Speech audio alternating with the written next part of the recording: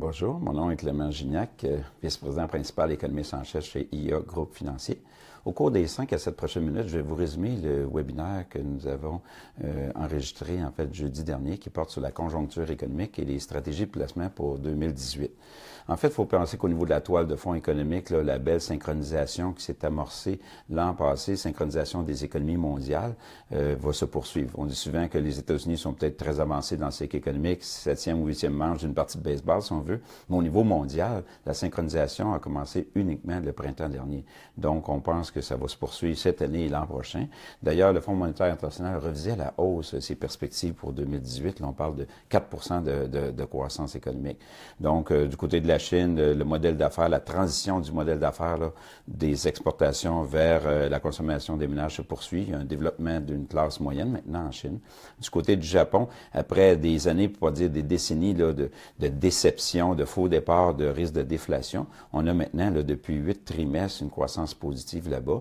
Il y a des réformes qui ont lieu, des réformes structurelles, une hausse significative du taux de participation des femmes sur le marché du travail. Tout ça contribue à une bonne croissance économique du côté du Japon. Du côté de l'Europe, depuis l'élection de M. Macron, c'est peut-être une coïncidence, allez me dire, mais depuis l'élection de M. Macron en France, on voit vraiment que l'économie européenne va beaucoup mieux. Ce n'est plus juste l'Allemagne qui est la locomotive de la croissance. On a maintenant l'ensemble des pays européens qui contribuent à la croissance, de sorte que les risques de déflation ont diminué là également. Et d'ailleurs, on voit que l'euro s'est renforcé beaucoup par rapport au dollar canadien. Maintenant, on parle que ça vous prend 1,60 $ canadien pour avoir 1 euro. Donc, éventuellement, on parlera de hausse de taux d'intérêt là-bas, mais ce ne sera pas pour cette année, ça doit être sans doute pour l'an prochain. Les États-Unis, du côté de l'Amérique du Nord, maintenant, parlons des États-Unis. Vous savez que dans 6 ou 8 mois d'ici, on va avoir droit maintenant au cycle économique le plus long de l'histoire moderne des États-Unis. Ça fait déjà 122 mois, la durée de la présente expansion. Vous savez, c'est pas comme une saison, c'est pas qu'à tous les 3 mois, on change de saison. Donc, la longévité d'un cycle économique, elle peut être courte, elle peut être longue, mais absolument des conditions gagnantes pour avoir un cycle qui est long, un cycle économique qui est long, c'est lorsque l'inflation est sous contrôle et qu'il n'y a pas d'excès ou recours à des leviers excessifs. Et c'est ce qu'on a aux États-Unis. D'ailleurs, on voit que l'inflation reste relativement modérée. Donc, ça donne une chance à la politique monétaire, à la Réserve fédérale, d'augmenter les taux graduellement, au lieu finalement de peser sur l'accélérateur beaucoup et sur le frein immédiatement. Donc, on fait une conduite d'automobile qui est plus stable à ce moment-là. Par contre, il n'y a pas d'erreur qu'il y aura des hausses de taux d'intérêt cette année. Nous, on s'attend peut-être à 4 hausses de taux d'intérêt. Pourquoi? Parce que cette économie-là, avec un taux de chômage à 4 tourne déjà à pleine capacité. Et vous avez M. Trump, avec sa réforme fiscale, bon, ça a baissé les impôts, mais surtout, ça stimule l'économie, un moment où une économie tourne déjà à pleine capacité.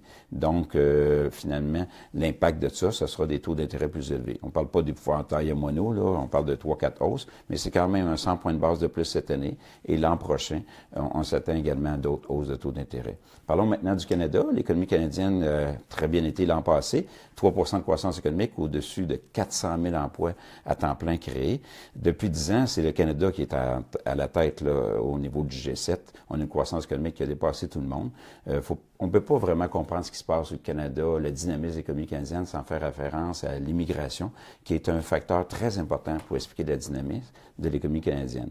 En fait, dans tous les pays de l'OCDE, c'est au Canada qu'on a une croissance démographique la plus élevée et ça provient du fait qu'on reçoit beaucoup plus d'immigrants, toute proportion gardée, que les autres pays, compte tenu de notre population.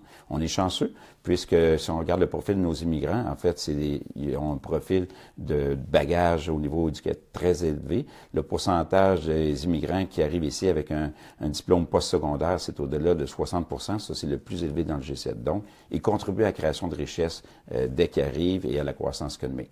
Au niveau du Canada, on parle souvent de l'endettement des ménages, mais gardez à l'esprit que si on compare des pommes avec des pommes, c'est au Canada où on a un taux de participation le plus élevé sur le marché du travail.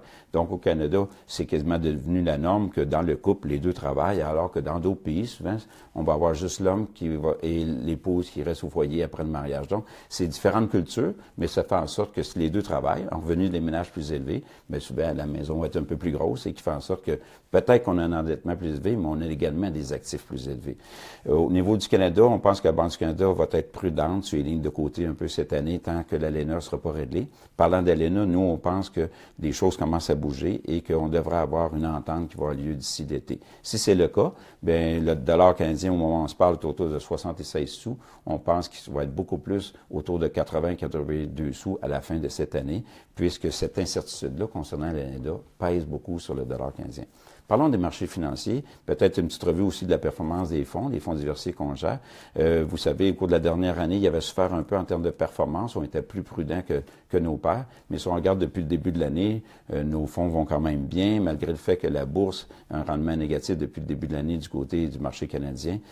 On a des rendements positifs et finalement, notre prudence nous a servi. Qu'est-ce qu'on s'attend pour 2018? Bien, ça sera une année où on aura plus de volatilité. Ce qui est exceptionnel, c'est ce qu'on a connu dans les 14 derniers mois, une séquence très positive, très peu de volatilité. Mais maintenant, on aura des hausses de taux d'intérêt, donc un peu plus de volatilité. Autrement dit, on va être peut-être un peu pris dans une chaise du dentiste un peu plus longtemps qu'on pensait, mais on ne pense pas que c'est la fin du marché haussier. Si vous avez un horizon plutôt 2 ans que 2 mois ou 2 semaines, on pense que c'est quand même mieux avec les actions que les obligations. C'est quoi notre stratégie? Bien, écoutez, le marché américain a très bien fait. Il est plus avancé dans le cycle économique. On est beaucoup plus avancé. On trouve qu'en termes de risque-rendement, on aime mieux les actions canadiennes qui sont beaucoup moins chères que les actions américaines. Et aussi, on est mieux du côté de l'Europe ou du côté de l'Asie. Donc, on diversifie notre portefeuille. Évidemment, toujours des facteurs de risque. On fait l'hypothèse qu'on n'aura pas une guerre commerciale entre la Chine et les États-Unis. Si on avait ça, évidemment, les perspectives économiques pourraient être revues à la baisse et les perspectives du marché boursier. Quoi qu'il en soit, moi, je vous encourage sur le site de IA, vous allez avoir le détail de notre webinaire, ainsi que vous pourrez consulter les graphiques qui sont joints. Donc, Clément Gignac, merci et une bonne année.